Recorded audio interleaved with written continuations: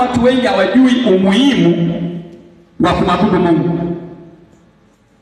Yaani unapokuja kanisani unaiweka nafsi yako kuwa hai.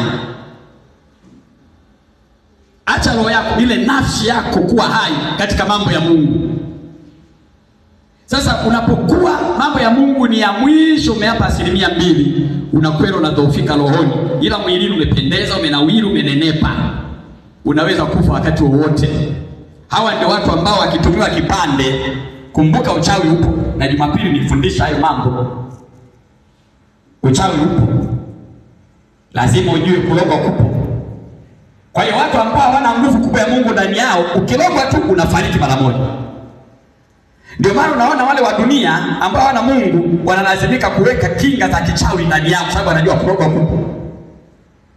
Mtu anakula, anawekewa majini ndani, anawekewa dua ndani, anawekewa kombe, anaambiwa kunywa. Huo ndio ulinzi wako, kunywa. Anajua iko siku ambayo utatumiwa jini. Iko siku ambayo utatumiwa kipande, utakuwa tu una deki, unashangaa tu kizunguzungu chini. Damu zinatoka puani. Kawaje huyu? Alikuwa na deki. Hatujui kawaje. Akapata kizunguzungu cha ghafla, ameanguka. Wanakubeba, kimbizo hospitali. Wanafika mapokezi, unakata roho. Hivyo tu. Sasa jamaa gani ndio hivyo amekufa. Ndio hivyo tu amekufa. Amen, amen. Unaona? Hivyo tu. Kwa nini? Ukuwa na nguvu ya kinga ya Mungu ndani yako. Kwa hiyo huko ndani uko wazi. Mwilini unakula, unapendeza, unatembea, unajiona uko salama. Kwa sababu ulipima maabara ukaambiwa huna malaria, huna UTI, huna hiki. Kwa hiyo unajiona nina afya. Ndugu yangu, hiyo ni afya ya mwili, bado afya ya roho. Ndio maana mwingine anakuwa tu anafagia namna hii, anafagia huko, anaimba tarabu zake, anafagia, anashangaa tu kwenye moyo. Anatafuta, jamani nisaidie, nisaidie nishinda kupumua jamani, nisaidie.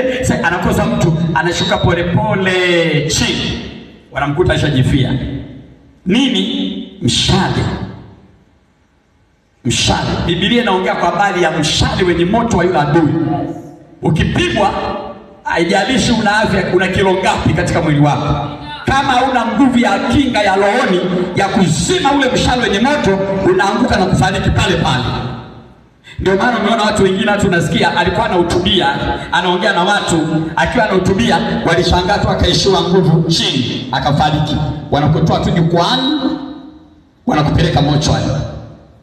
Unaona mwingine alikuwa kwenye jukwaa, mwanamuziki mmoja anatumbuiza watu, muziki umekolea, jamani, anacheza, anaruka, ni furaha. Watu wameingia wengi, walishangaa tu, anaishiwa nguvu chini, kukimbizwa hospitali, kifo.